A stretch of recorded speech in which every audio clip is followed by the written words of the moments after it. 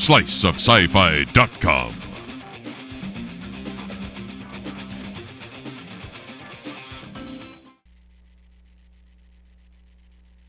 Alrighty. Okay, so here we go. So since we were talking about 2012 and we ran out of time in our regular one, we're going to do an extra cuts with that. So let's get right down to it. Movies. That's going to be the big 900-pound gorilla. So, why don't we just get the big ones out of the way that everybody's gonna ooh and ah about? Avengers. Dark Knight Rises, Looper. Let's get them all the way. Bing, bing, bing. Looper wins. But there's some other good ones in there as well. Okay, but from those three, I'm saying Over Avengers. Really? Yes, I mean, Avengers is great. I loved it. It's got great repeat value, but for me, Looper wins. Really? No, I have not seen it yet, and I'm dying to. It's a different kind of entertainment. It's not as fun as Avengers was, right? Absolutely not. Certainly, it's a very different kind of movie, but it's so. I mean, maybe not at this point anymore. Unexpected, in a lot of ways, and the acting is so good across the board. And the kid is such a find, and I love it, love it, love it, love it. Wow. And we can also we might as well throw The Hobbit in there too, because it's now showing as well everywhere. And at the time of this recording, the reviews have been very average, which is kind of odd, but I think the one review I read basically summed up really well. You're taking a very thin novel and stretching it out across 3 movies. Yeah, that's true. That's my concern. So there's a lot of filler, and there's a lot of extended scenes and drawn out things that you just like, why? I'm done. A lot of battle scenes too. That's the other thing. A lot of blood instead and guts. instead of an extended version, we're going to have an extra edited version. Yeah. Right? I don't know. So I just thought it was interesting that some of the reviews I've read have said that, and I was like, it's kind of disappointing. But they said it's not a bad movie. It's a very average movie. Yeah. It's not the damn, that's great. So, well, you know okay. what? That's okay. I'm okay with an average movie, especially with as awesome as Lord of the Rings is. Right. If you're using that as a precursor to get into the rest of the series, that's not necessarily a bad thing. Hobbit is kind of it's very much on a smaller scale. I mean, I remember the first time I read it, it was very easy. It was very light. Yeah. And when I went right into Lord of the Rings, it was this massive, huge biblical epic. But I'm saying that's the difference is they're not treating the movie the way it is. Like it's lighter, it's simpler, it's not quite as massive and epic. They're they're giving it the same 3-movie treatment, which I think is where that comes into. The thing I'm excited about is Martin Freeman's getting really good reviews as Bilbo,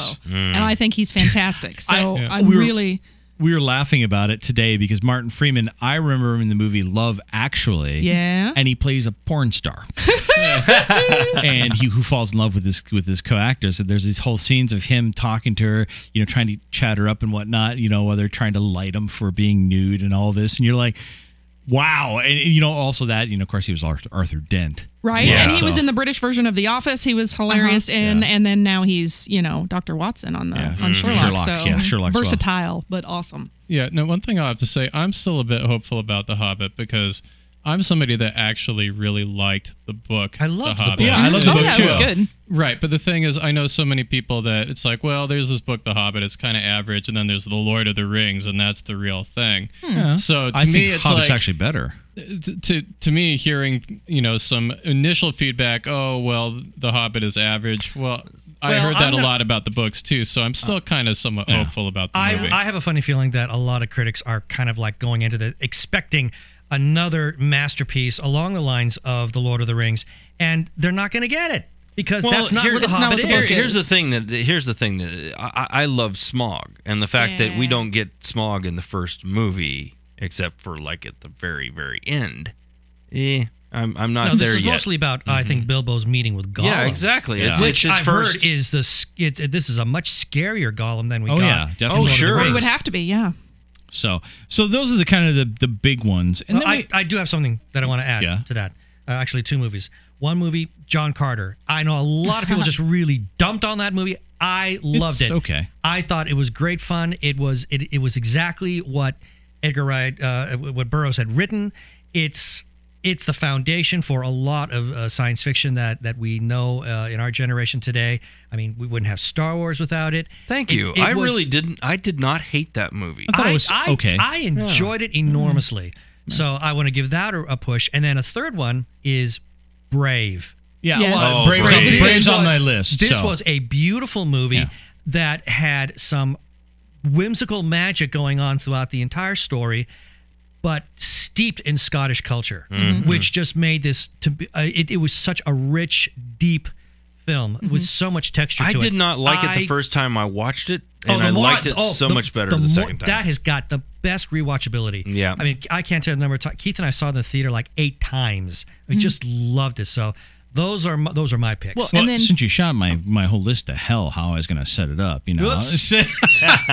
Well, don't let people talk. No. I was just trying to get to what we really thought it was, and kind of gloss over the ones that. The big ones everybody's going to like have. Prometheus. I didn't get a chance to even talk about Prometheus, which was a big movie. You know, it was big, but it wasn't. It was sad. So it was beautiful. Yeah, I know Gorgeous. exactly. Beautiful to watch. Asinine though of some of the There were problems. There were It big had problems. issues. and then ending. another one is Amazing Spider-Man that people kind of Oh, overlook. I It was pretty love good. that. It was pretty good. I It have was not really good. seen it I yet. love it. I really want love to. it. I'm It's quite surprised good. how much I love that movie. Yes. I love Andrew Garfield as that. He's fantastic as Spider-Man. He's the I'll bring him for snarky you. Spider-Man. It's awesome. Wonderful. It's quite good, and I was very impressed I by was it. mediocre on the Lizard as a bad guy, and there were a few small things, but whatever. Overall, they made it so good. Their chemistry, him as the wisecracking Peter Parker / Spider-Man, so good. And Loved Aunt it. May. The fact Uncle that Ben. everybody Ben. know that all the people close to him know he's Spider-Man. That's awesome. Yeah. that's the way it is in the comic books.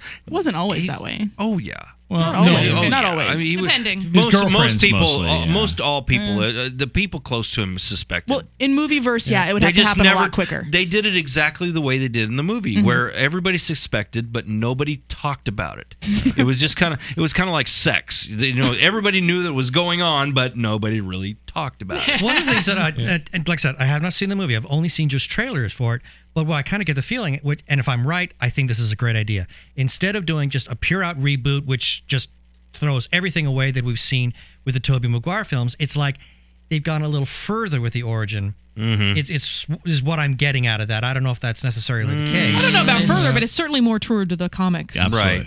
But without necessarily doing a full outright reboot. I'm No, just- I it think was a full Yes. reboot. I'm just It is a happy full that full reboot. Yeah, you start pre Spider Yeah. Bite, nerd in school. Yeah, Yeah. Gwen Stacy is there, and she wasn't there till later in the. He's Yeah, not a movie. Different. he's not a secreter. I like that. Yeah, That's right. awesome. It was there. He built Yeah, the the web shooters. shooters. Yeah, it's more science. Exactly. Well, yeah, I liked it. I didn't love it. For me, it was a little teen angsty.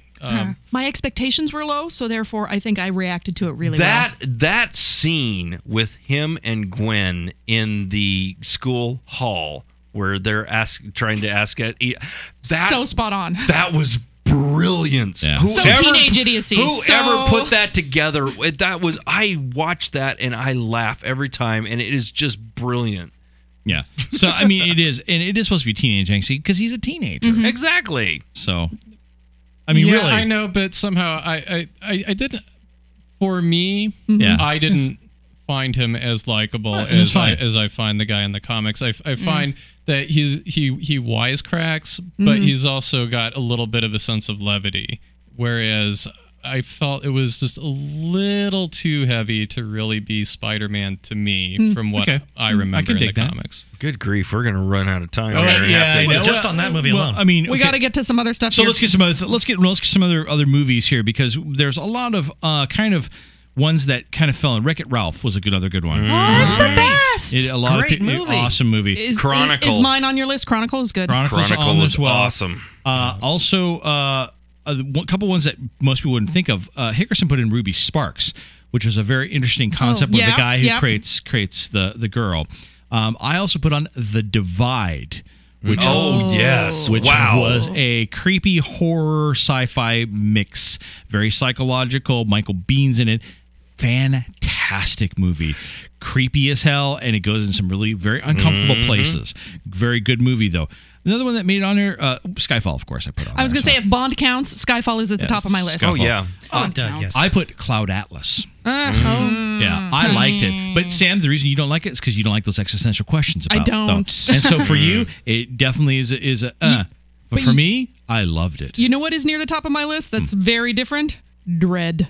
Oh, Yes. Dredd. Oh, yeah. Dredd is also on Holy my list. crap! That is Yeah. one of my best action movie all year, besides Skyfall. Can I throw out the one that we actually did a interview with Boozman earlier this Darren Lynn Boozman? Yeah. Darren Lynn.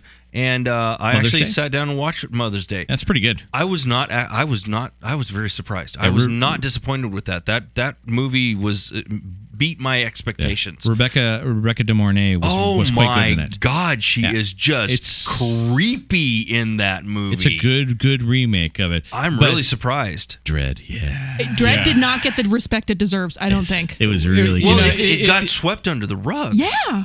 Yeah, it really did. But the thing that I have to say for me about Dredd, it bombed, but I'm so glad that it is out there. It just has completely redeemed the property. Forget the box office, the fact that it's out there. Yeah, agreed. And the thing is, this is a film that I have complete confidence that it's going to be one of these movies that bombed when it came out, and it's going to be discovered by stoned college kids sitting in their dorm rooms. Yes. And it is going to become an underground phenomenon. It may have been hurt by being R, but in order to be true to the property, it was just. If we're gonna keep going, we're gonna have to break this and do another show. No, we got two more real quick that I want to just kind of toss out because they're big ones. Well, Hunger Games. Hunger Games. I was about to say, you got to mention it. Yes. Really good. And Cabin in the Woods. Oh, yeah. Yes. Was also a God, very it was good a one. good year, man. It was for a us. good It was year a good for year us. for us. So I think that's really kind of covers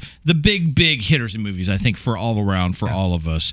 How much time do you think we got, Mike? Oh man, I don't know. I don't know where we're at. I don't know. Why don't we really quick, Megan, since you are a comic book goddess. Oh, okay. Don't oversell it. No, but I mean, what were your 3 big comic books of the year? Oh, my 3 big comic books. I already mentioned Womanthology on the regular one. Right, yeah. So, one I really like, and I don't think it's necessarily made a big splash, is Hypernaturals, which is by Dan Abnett and Andy Lanning. Uh-huh. And they did a lot of Marvel cosmic stuff. And now what publishing company? IDW. Okay, yeah, IDW does great comics. Yeah. I think it's IDW. They're doing their own sort of cosmic superhero team. And I can tell that they're like building their own world and setting up a mythology. And I'm just really liking it because it's got the cosmic, hard sci-fi, and it's got world building, and it's got a superhero team. So I really like that one. That's really cool. Anything else?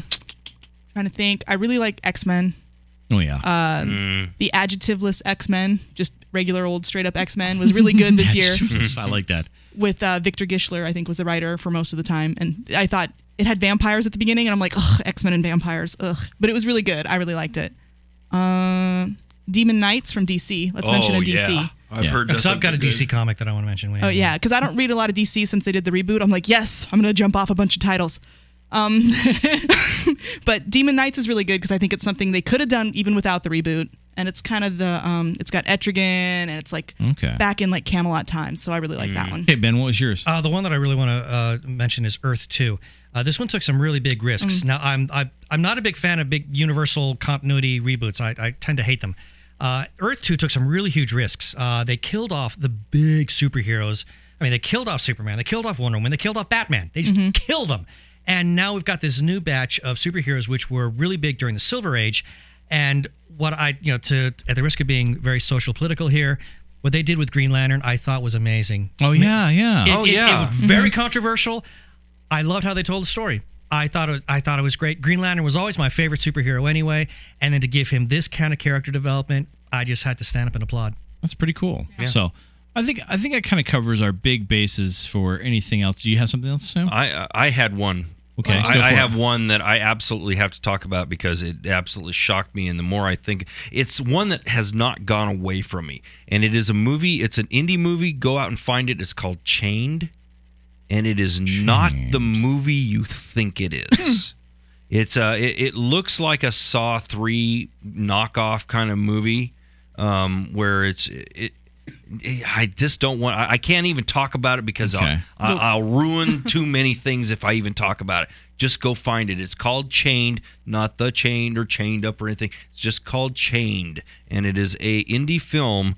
Go find it. There's one and other watch it. There's one it's actually got it was Egger from Men in Black. Vincent D'Onofrio. Yeah, you Vince did. I D'Onofrio. remember we actually had a screener come in. Yes, of it, we had a so. screener come in of it, and I think I don't know who got the You told me to screener. take it. And I haven't taken it home. So You it's got to still watch there. it. It is stuck with me. That is the movie that has probably stuck with me more than any other movie that I've watched, indie film movie Right. that I've watched this year. I think the other indie film that I'd really pimp is Sound of My Voice with Britt Marling. Oh yeah. Yeah, where she's in the cult. Yeah. And really intense, good little film. And Britt Marling, I think, is a fantastic actress, overlooked for sure. Another Earth is still one of my top 10. I love Another films.